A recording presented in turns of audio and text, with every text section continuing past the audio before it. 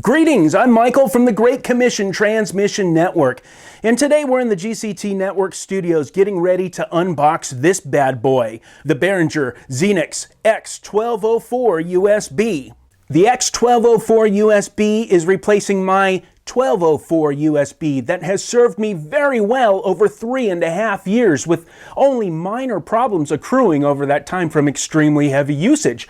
I use this board every single day. Now, the only problem that I can think of off the top of my head is the mute button on channel 1. It sticks, and so the sound will only come out of the left channel unless you goof with it for a little bit to get it to come out of both. But very happy with this board, extremely happy as a matter of fact, but the inevitable happened a couple of weeks ago when I inadvertently destroyed the board. I tell the entire story in a video titled, "Water and Soundboards Don't Mix." You can click on that right here or find a link in the description below. I've spent 30 years or more around sound equipment. Started out as a kid playing rock and roll in combos, and as I grew up, I became a recording engineer by trade. I've spent thousands of hours in recording studios. I've recorded hundreds of bands and voiceover artists and choirs and all sorts of different recording situations. Now, the last studio that I worked at full time had several locations and many engineer rooms in each location. I've worked with all kinds of different boards, but one of my favorites was a Mackie 24-track. I've also been podcasting and broadcasting on internet radio since 2006. When I decided to upgrade the system utilizing a soundboard in order to produce the type of radio that I want to, I went looking for a Mackie. But I was reminded of Behringer. I knew of Behringer, but always thought Mackie. Well, Behringer, you don't want to say that they've ripped off anybody, but it looks exactly like a Mackie board. And so I opted to get the 1204 USB. And it has treated me so well that when it was time to replace the board, naturally, I thought of Behringer. The 1204 USB is an excellent choice for podcasting, especially if you do a roundtable type show where co-hosts are in the studio with you, such as our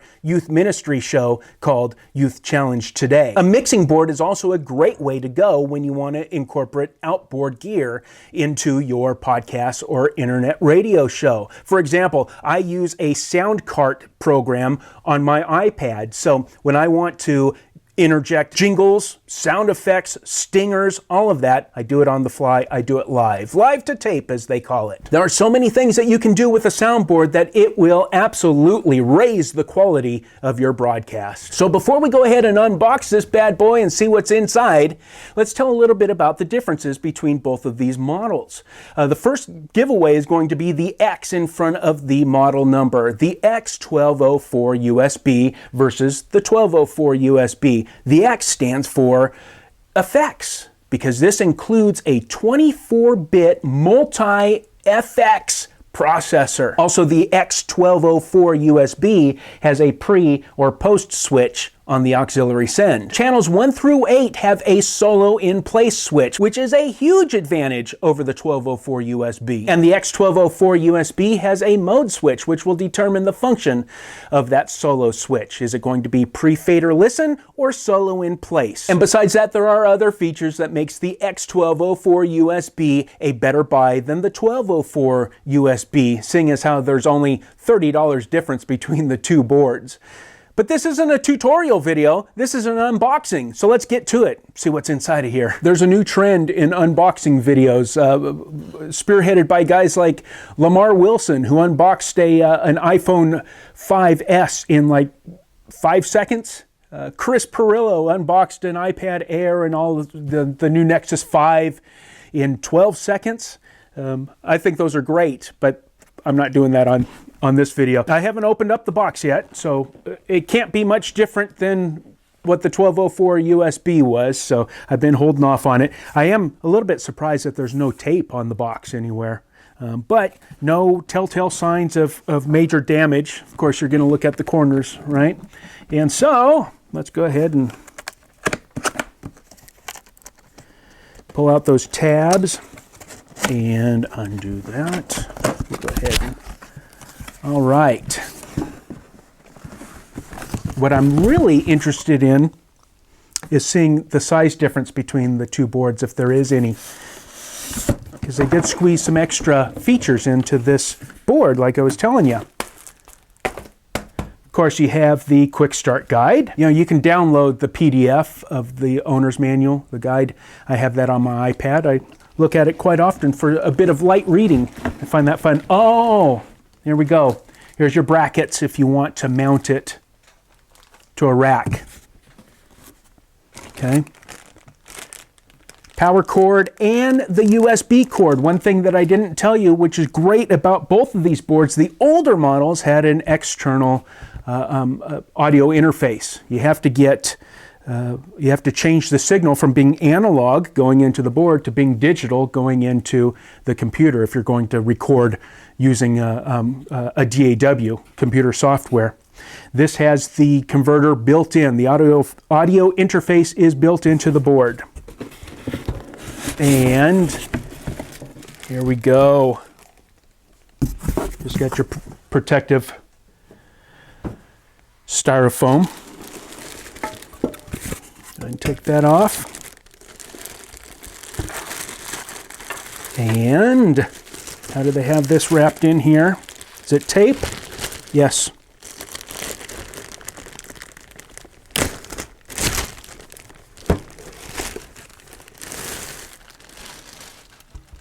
Oh, she's beautiful. Beautiful. There's something beautiful about a soundboard. And this little guy is no exception.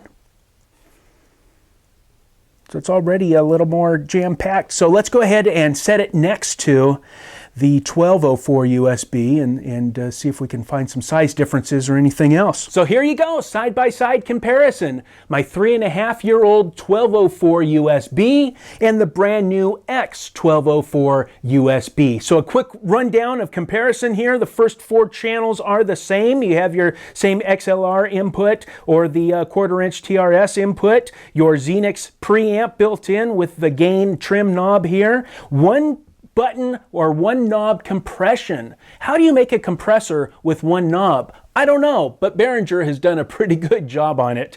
Real quick, the basic principle of a compressor is that it takes the real low sounds and raises them, and the real loud sounds and lowers them a little bit in order to make the sound file waveform a little more uniform, keep everything controlled. But like all good things in life, too much compression is a bad thing. Use it sparingly.